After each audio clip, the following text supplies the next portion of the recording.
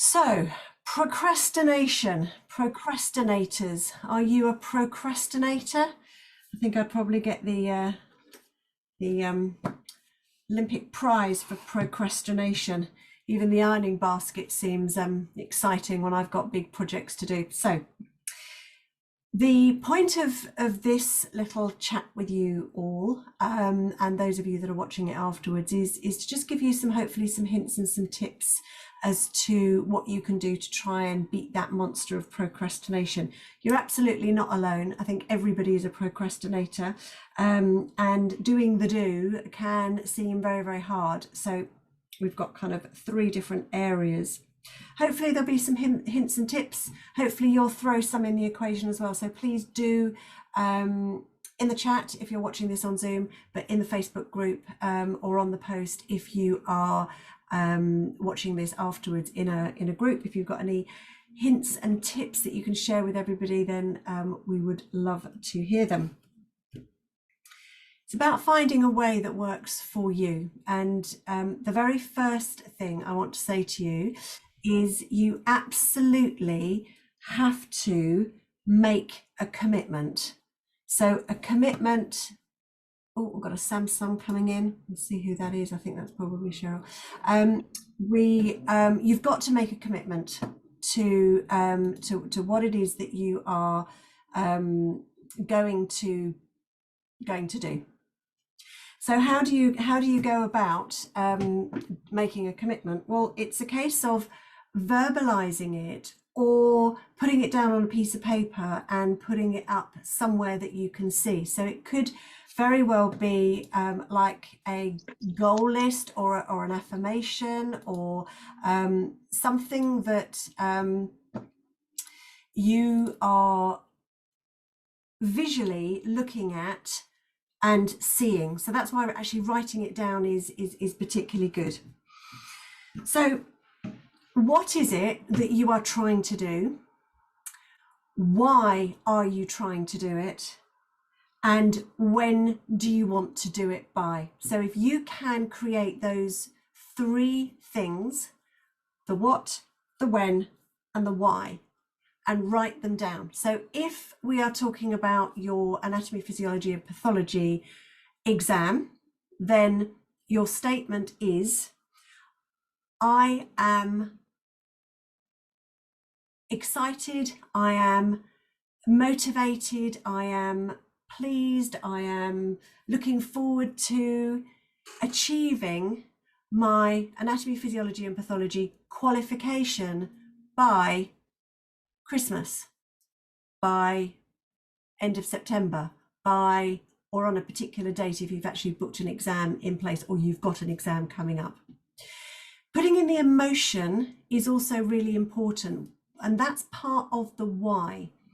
What is it that you are then going to be able to go on and do as a result will give you that why. So if it's stopping you from getting out and actually working and earning some money, then add that onto it, because I can then start earning some money, because I will then feel I've achieved something, because I will be able to get to the next stage of my career transformation. So that's your why, with some emotion in it as well. So this can be relatable if you're battling with the 301 unit, the 302 business, your APMP, your reflective practice case studies. Whatever you're doing, it will work for that. So that's the first thing, is commitment. So the second thing then is planning. And planning is really, really important, because there will always be a to-do list. There will always be not enough time. So, the time runs out, the days are longer than, the work is longer than the days that you've got to fit in. And so having a plan of what you're going to do, so going back to your commitment of, I want to do it by this particular time, would then give you numbers of weeks, numbers of days, numbers of months to work back from. So that makes it a little bit easier.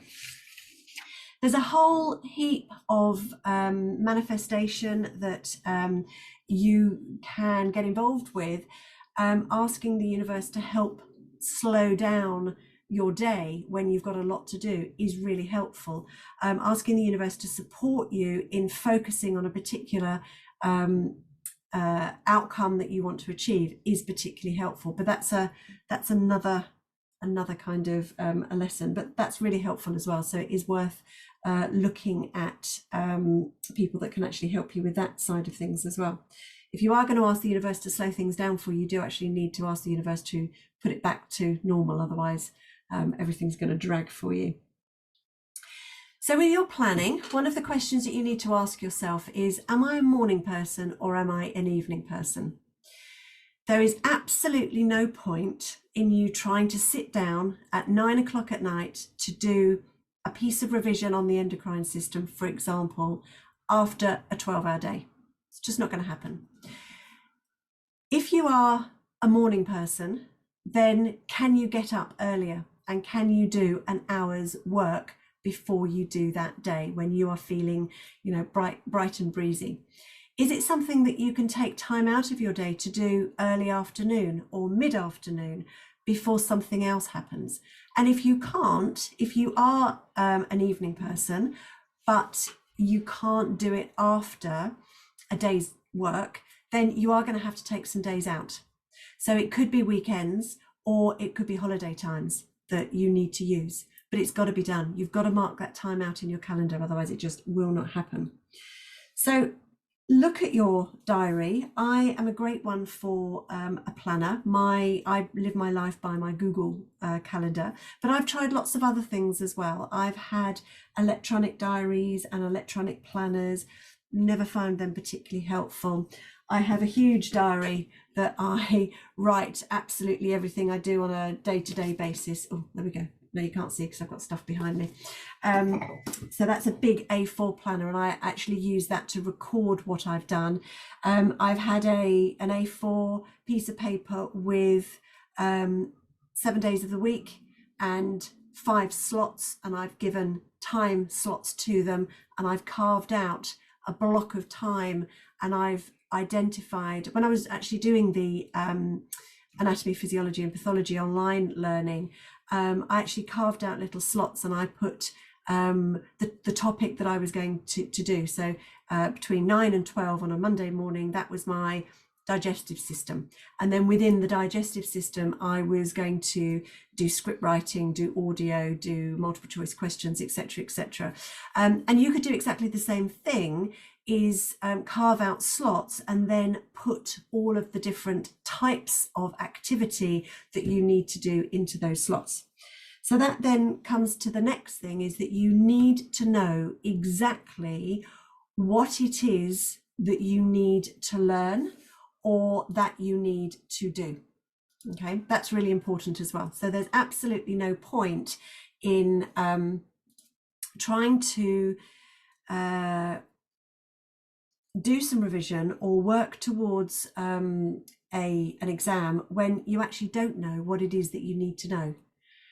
So on the TLR, on the Therapy Learning Resources platform, there is on the anatomy and physiology in particular that I'm talking about now, there is a what you need to know. So in every system, there is the syllabus, basically. You need to know these things. And that can be very useful from a point of view of ticking things off. When you've done a particular video, you listen to the audio, you've done the multiple choice questions, you can look back at your what do I need to know, and you can just cross it through. So they're all printable, and you can create your own kind of learning process from that. If you want to, you could actually break it down into watching videos, doing the little workbook, doing the multiple choice questions, and tick those off step by step. If you are not doing something that's actually quite so structured as anatomy and physiology, where there are very specific learning outcomes, if it's something more fluid like the business or the principles and practices, then you're going to need to write your own list of all the things that you need to do. So it very much becomes a to-do list, and then in your planner document, in your little box, you are writing, watch a video on the Bowen technique. So that becomes your activity for that day. Then the next one would be watch a YouTube video on Pilates, cross that one off. And then you've got little bite size. And so maybe 3-hour slots might be too much for you. You just can't fit them in. But if you actually had to do 45 minutes to an hour, how many of those could you dot in? So the other thing that you can do when you're trying to work out your time slots and how long things are taking you is you could do your diary in reverse. And this is something that's quite useful when you're trying to work out where you've got your slots available. So taking something like the Google Calendar or a hard, or even just a piece of paper, and just write down everything that you've done today. So your start time and your finish time. There are apps such as Toggle, which is TOGGL, where you can actually start the timer and code what I've done. But this is quite an interesting exercise, and this is where you suddenly realize how much time you spend watching the television, how much time you spend scrolling through Facebook, TikTok, you know, all of those things which, yes, if they are specific for a function, you're looking for something in particular, you're scrolling through your ideal group that you get lots of benefit from, and you're looking for a specific post on a particular subject, that's absolutely fine. That's part of your learning and your development. But when you're watching TikTok videos with people dancing in the kitchen, actually, that's not a very good use of your time when you come back to your goal, and your goal is, I want to complete this by this so that this can happen, and I'm feeling this about it. Okay. So then you need to think about your environment. So in the middle of the kitchen with 3 teenagers watching TikTok is probably not the best place to be trying to get your head around the nervous system, as an example. Do you have somewhere in your house where you can go and spend some quiet time other than on the loo? But that's not a bad idea if there's nowhere else in the house. Can you go down to the bottom of the garden and put your earplugs in and listen to the audio or watch the video because you've got Wi-Fi? Can you go for a walk? Can you multitask some of the things that you're doing? I'm a great one for listening. I listen all the time. They tend to be podcasts most of the time. And I'm learning things that are a little bit more bigger space. They're not niched areas. But if you are wanting to do your 301 and understand all of the different alternative and complementary therapies that there are, absolutely, you can do that while you're ironing, you can do it when you're cooking, when you're cleaning, when you're just dusting, or, you know, all of those things you can multitask, and enough of the information will probably go in for what you need, because you're needing broad concepts of what type of therapy is this, what type of person are you, is it appropriate for, and some general things, and then from there that gives you your to-do list of, I need to find a local Bowen therapist so that I've got somebody to refer my clients to. So where are you working is really, really important. So if you've got absolutely no facility inside your house, no quiet time, then what about going out to somebody else's house, maybe with a study buddy, somebody from your group, somebody else, somebody that's nearby you that maybe wasn't in your group, that we can put you in touch with so that you've got a study buddy, somebody that can kind of keep you accountable. What about the library? It seems to be a bit of an old-fashioned thing now that people go to the library to work, but I've done it at some time in my life when I didn't have an office space. I was living at home and needed to revise. So think about where else you can go to actually do your learning. Coffee shop is a great place to take a laptop. You know, even if it's just half an hour, you're on your way somewhere, you're stopping, you're just having a chill out time, you're doing a little bit of learning, reading your book. Make every second count towards this goal of yours. Coming on to the third section, which is action. You have to take action. You have to do it. Affirmations are really great. I'm so excited today. I'm going to be doing some anatomy and physiology. I'm doing the second slot in my plan of anatomy and physiology. I'm feeling really good about doing this. I'm so excited that I'm focused. All of those affirmations are really, really powerful. And you will find the more that you say them to yourself, it will just happen without you even realizing what's happening. It just happens. Accountability is really important, and you can be accountable for yourself. I think that's quite hard. It's taken me many, many years to find a system where I can be my own accountability voice. Somebody else is really helpful. So that could be me. I send you out accountability emails every month. And if you want to be kept accountable, I will keep you accountable with what is it that you are going to achieve this month and what's getting in your way and how I can help you. But what about a study buddy, somebody else within your group? 3 things that I'm going to do. We have in my business group that I have, don't know whether you can see this, no you can't because of my background, but it's called commitment.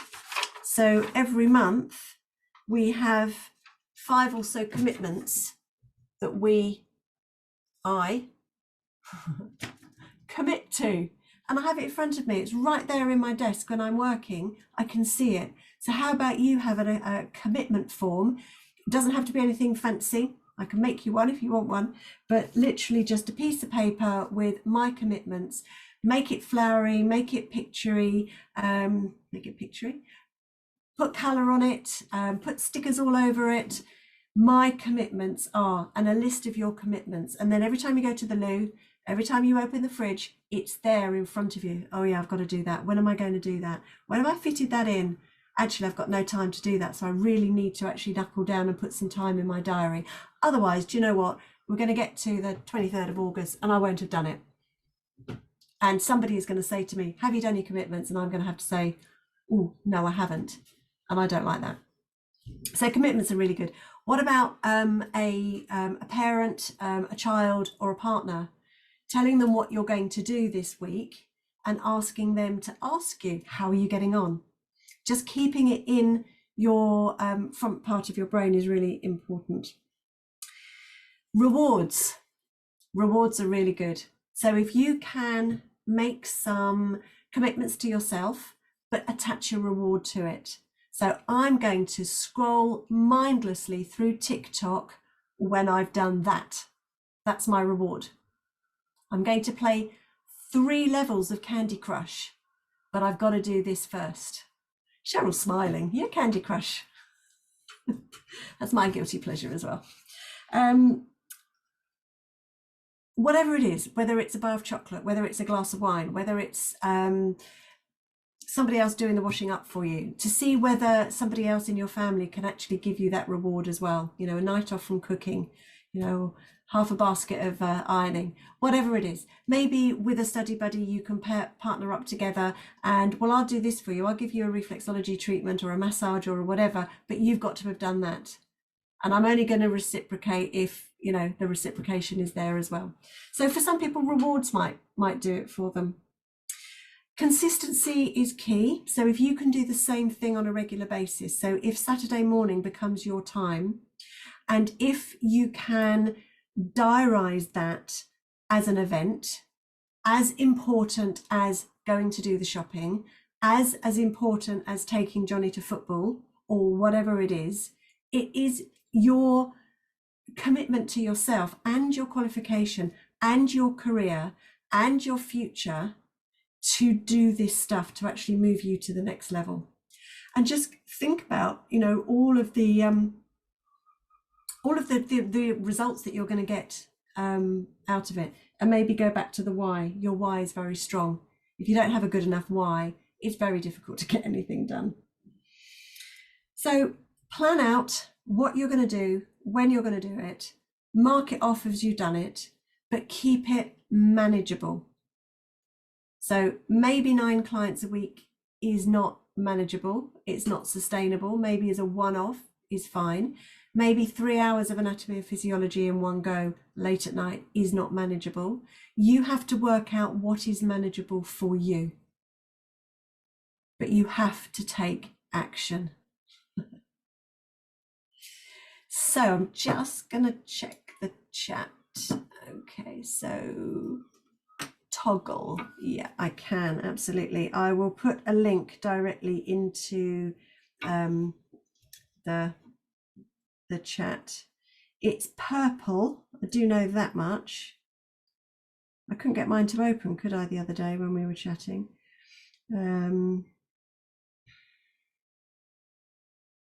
Oh, I had to download it again, so it'll be at the end. No, I can't show you because I've got background on this. It's a purple square with a pink circle and an icon as like a little button that you would press, so a circle with a standy up stick. But I will put it in the chat for you so that you can find it in the App Store as well. And while we're talking about apps, I just want to mention again Otter AI, because that is fantastic for anybody who finds it really difficult to put pen to paper. So blank page syndrome, I call it, and I really struggle with this, but I don't struggle to talk. And I know that a lot of my students, a lot of you guys are exactly the same. You do not struggle to talk at all. So if I asked you a question, you'd be able to answer it. Easy peasy. But actually putting it down on paper is really difficult. So Otter AI is an app that you can have a conversation with somebody, and it will record your conversation, but it will stop recording when you stop talking. So that's very different from a voice recording app that just carries on forever. And it will also recognize different voices and pauses. So it will put them on different levels. And then when you've finished, you can send it to yourself, and it will then pop into your email, onto a notepad, onto whatever app you tell it to integrate with. I tend to use Notes and then copy and paste it onto a Word document. But then you've got your transcript of everything that you've said, and maybe everything somebody else has said as well. So this is great if you are somebody's asking you questions and you are wanting to record your thoughts, or as I often do, is I just stare out the window and I just talk to myself. So I'm very good at talking to myself. And then you've got that authentic voice, and then you can change your authentic voice to be maybe a little bit more constructive. So that's a really good app if you're struggling with your 301 and your 302, and also your reflective practices as well. So it's really great for reflective practice. Okay, so that's that question. Okay, has anybody got any questions that they want to ask me, or any feedback? What do you think about that? Let's have a little discussion about what do you think? Would any of those things particularly work for you, do you think? Or is it all have I just glazed over? Maybe you need to listen to it again. Wasn't sure whether you're actually taking any notes, but taking notes is probably quite a good idea. And yeah. So what I'm going to do is I'll do a few things. So I will send you my planner, which is literally an A4 landscape piece. In fact, it's already there in the induction program. So if anybody is watching this and they don't have access to our induction program because they're not actually our students anymore, or they never were in the first place, but they think, oh, that's a good idea. If you message me, I'll send you that. Those of you that can go into, and it's under the section in the induction for learning support. And in the learning support, there's also a link to the VARC questionnaire on how you can learn how to learn. So you can find out what type of learner you are. So if you are somebody who likes activity, then this planner and having notes to cross off and highlighting will be very good. There's absolutely no point in you reading textbooks, because that's just not going to work for you. You need something that's activity based. Some people are not auditory. They can't hear and process. They have to write things down. So if you are not an auditory person, don't listen to podcasts, because you're not going to learn anything from them. You need something physical in front of you that you can actually read and process. And that's why on the TLR we've got the video, so there's pictures, there's audio so that you can download and listen again in the car or wherever, and there's activities and multiple choice questions. So it actually do them all and you will find which ones work for you. Don't just do multiple choice tests, because you're just learning answers to questions. You're not actually learning the stuff behind it. So I'll send you the planner. I'll link to the Toggle app, the Otter AI.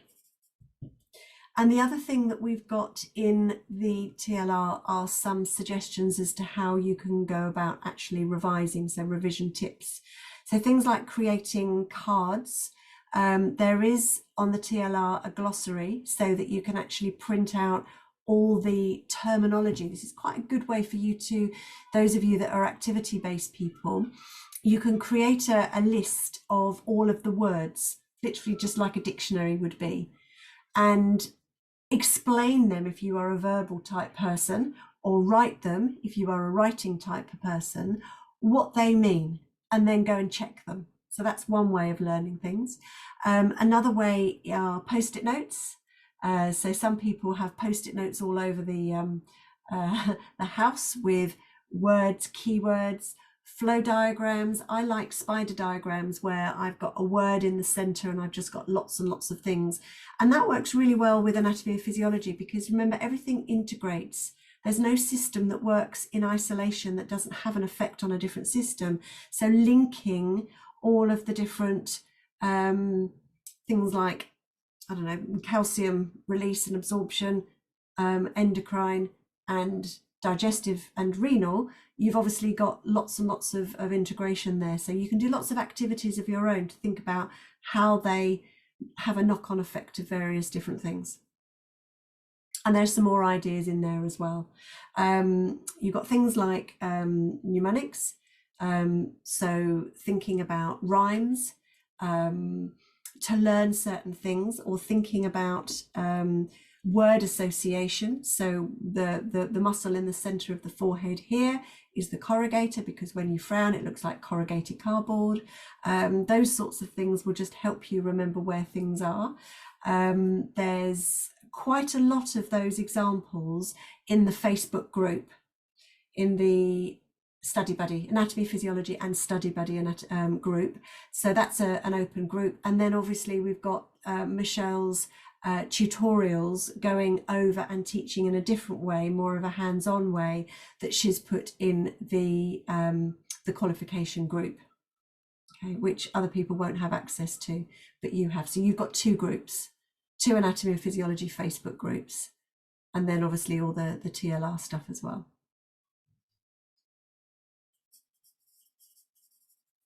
I'll share the Facebook groups as well with you. Obviously you're in one because that's where you saw the link. Any other questions? And I'm going to stop the video now and just say, lastly, if there is absolutely anything else that you need help with, if you want a one-to-one, if you want some suggestions about how things could work for you or examples, get in touch. You know where I am.